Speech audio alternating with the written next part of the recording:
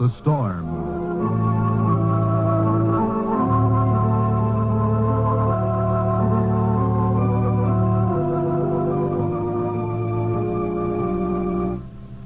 Cathy's going to ask me now if there's any news of Manuel. Shall I tell her? I have to tell her. Cathy, I'll say, you must forget Manuel. Manuel is dead. I know he loves you, Cathy, but he's gone now. I love you too, Cathy, and I'm alive. Reed Wilson imagines himself telling Cathy tragic news as he waits for her to ask a familiar question.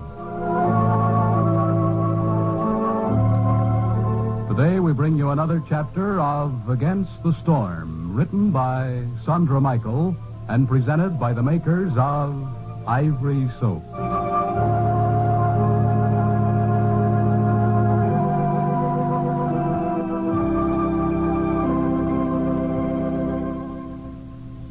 You probably noticed that we have a soft spot in our hearts for babies on this program. Yes, we get a big kick out of all the clever Ivory babies we greet from time to time. Babies have taught their mothers to wash dishes with Ivory soap. You see, we figure there's no better way to show you what a pure, gentle soap Ivory is than to tell you about the babies who use it. It's only natural that a soap that will help a baby's skin stay smooth and velvety will be kind to your hands in the dishpan. Now, if you use Ivory for dishes, I hope you're giving your hands the full benefits of Ivory's purity and gentleness by using it regularly. And don't go switching back and forth to strong soaps. Can't you imagine what would happen if you used a strong soap on a baby's skin sometimes? You'd probably have one pretty miserable little baby if you did a thing like that. Now, of course, your hands can't make a fuss, but they can get sort of red and rough and unattractive looking if you change back and forth to strong soaps every now and then. So why not be kind to your hands all the time? Use Ivory soap and only Ivory whenever you wash dishes. Now, when you use Ivory regularly for your dishwashing, you're giving your pocketbook a break, too. Ivory is wonderfully thrifty for dishes. Why, you can give your hands the protection of pure, gentle Ivory soap for less than a penny a day.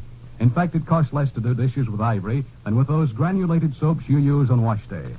So when you're shopping today, once you get some of those thrifty, large-size cakes of Ivory soap at your store, that's the convenient size for the dishpan. And if you keep a supply of this pure soap in your kitchen shelf, you won't have any trouble remembering to be kind to your hands whenever you wash dishes.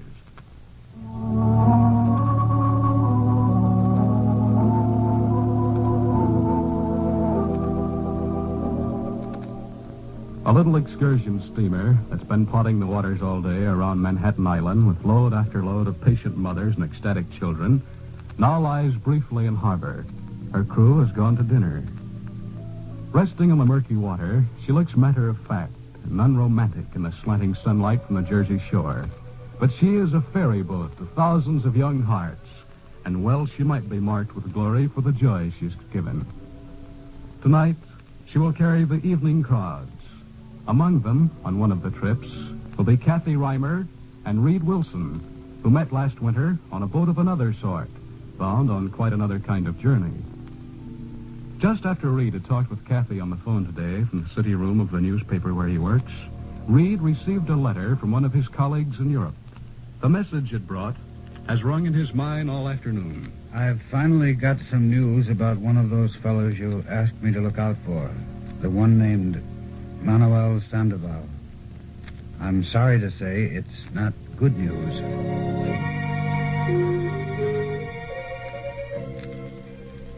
In her grandfather's apartment in 11th Street, Cathy is passing inspection, as she calls it. In a fresh, cool suit and a white hat turned up smartly over her dark hair, she ought to pass the most critical eye with approval. But Dr. Reimer is critical indeed. Well, Grandpapa, I judge by the tilt of your head that something is wrong. No, perhaps just... Let me see. It is only the handkerchief in the pocket.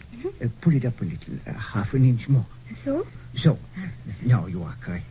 And very pretty, if I may say so. How I ever managed without you, I'm sure I do not know, Grandpapa. Well, years of training have not been in vain, that is why. And you like my shoes with the funny heels? Certainly not. But I know they are the fashion, so never mind that.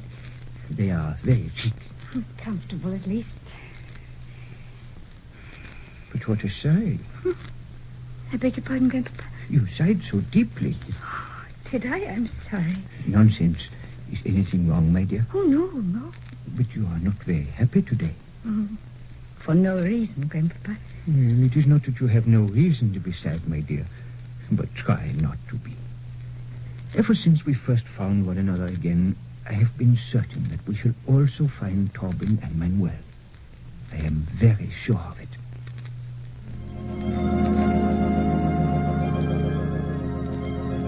Cathy smiled reassuringly to her grandfather, but her heart was not reassured.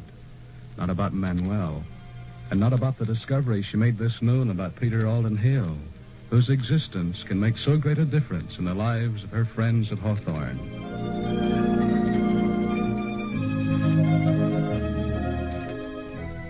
It is later in the evening now. The wide Hudson River moves slowly and massively toward the sea, catching a little of the glitter and light of New York in its black undulant mirror. Cathy and Reed are walking toward the bow of the little steamer as it chugs securely up the stream. For the moment, the boat's small band of musicians is silent, and the voices of the passengers are heard talking and laughing. Quiet, peaceful, and happy sounds. Oh, Reed, look. Mm-hmm. That's the George Washington Bridge. But how beautiful it is. Huge, too. One of the greatest spans in the world. Oh, Reed, it's so lovely it takes one's breath away. Yeah. Hit me like that, too, first time.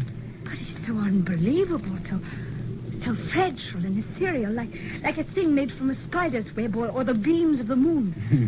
It's a lot more substantial than that. And shall we sail under it? Mm-hmm. We certainly shall. Oh, my. What's the matter, Cathy?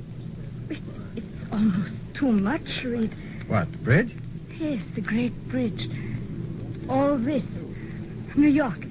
It's so terribly, terribly tremendous. It's big, all right. No, it's silly of me, but just for a moment I felt a little afraid. Of what, Cathy? Of everything, I imagine. Of being a part of this beautiful and terrible city. I've never felt like that when I was in there, in the city. But suddenly, as I look at it from here, from a little boat that is so very serene and detached, I think of myself being in there, engulfed deep in there among the great buildings, smothered among the millions of people, the terrible noise, and oh, this is so ridiculous. Forgive me, Reed. I felt that way about New York. You, Reed? Oh, no. Lots of times. But you like it also. Yes, but never so much as when I'm away from it. I remember how your eyes shone that day when we first saw the skyscrapers take form in the mist. I think it was someone else whose eyes were shining that day. Meant so much to me. And you know that, Reed. Of course. Sometimes I feel I have no right to be here, secure and free, when Manuel and two of them... Oh, Cathy, you shouldn't say things like that. But isn't it true, Reed? Should I not have stayed and... And what? Got yourself into the same fix as they are? Would that have helped anybody? But what help am I now over here? I feel so useless, Reed, so utterly, shamefully useless. Well, I can understand how you might feel that way, but as surely as you're standing here beside me, Cathy, there's no justification for it anywhere between earth and heaven. Get that straight, anyway. But isn't there something I can do? Oh, there's nothing you can do until... That is, until we know something definite. Reed, I have been wondering... Cathy's going to ask me now if there's any news of Manuel. Shall I tell her? I have to tell her. Cathy, I'll say, you must forget Manuel. Manuel is dead. I know he loved you, Cathy, but he's gone now. I love you too, Cathy, and I'm alive. Cathy, I'm here beside you, and I love you with my life, but Manuel is dead. Dead, I tell you. Forget Manuel. Reed? Yes, Cathy? I know you would have told me if there had been any news, but... Cathy, there's... Reed, you have news for me? No, Cathy. There's nothing. I'm sorry I frightened you. I was only going to say that there's nothing to worry about. I'm sure that things will turn out all right eventually. Reed, I'm sorry. You're sorry? What for? for being so selfish and talking about myself and my worries instead of enjoying this lovely sail. I am enjoying it. It was so kind of you to bring me out here. Cathy, you just don't know what you're talking about. Oh, I do not. Well, just for that, Mr. Wilson, I am not at all sure I should accept were you to ask me to dance at this moment. Okay. I won't ask you then. I'll just say, come on, Cathy Reimer. You and I are going to dance.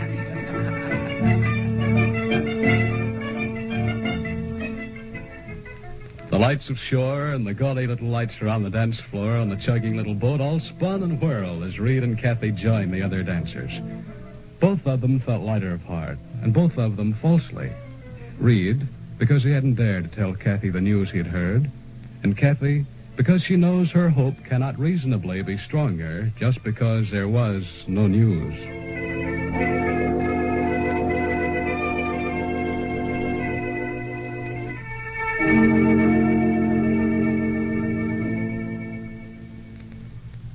Friends, here's the big announcement you've been waiting for. Names of the winners in Ivory Flake's fourth Great Pontiac Contest, which closed June 29th, 1940. Each of the following people won a brand new 1940 Pontiac.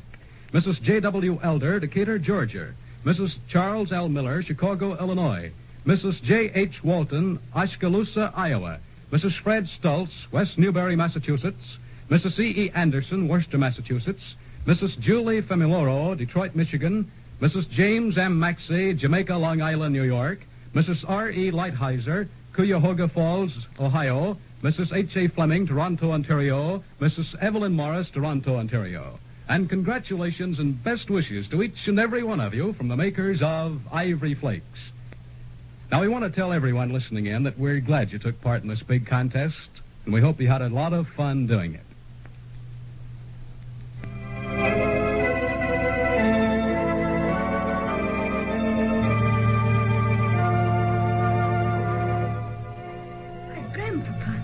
You have not gone to bed? No, I have been waiting up for you. Oh, but Grandpapa... I have been waiting for you to come home, hoping you would join me in a little midnight lunch.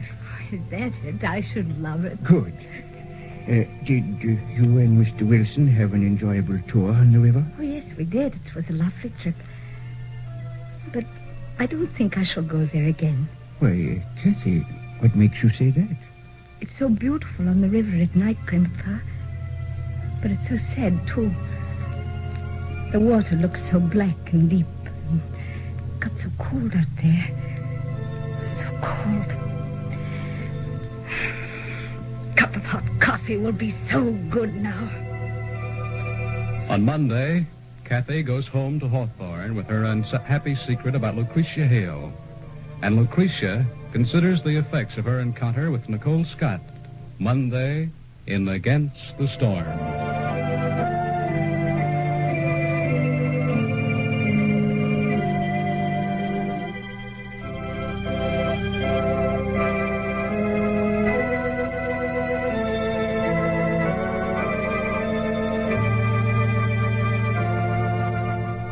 This is Irwin Darlington speaking for Ralph Edwards, who's on vacation, and saying goodbye for the makers of Ivory Soap, 99 and 44 100% pure.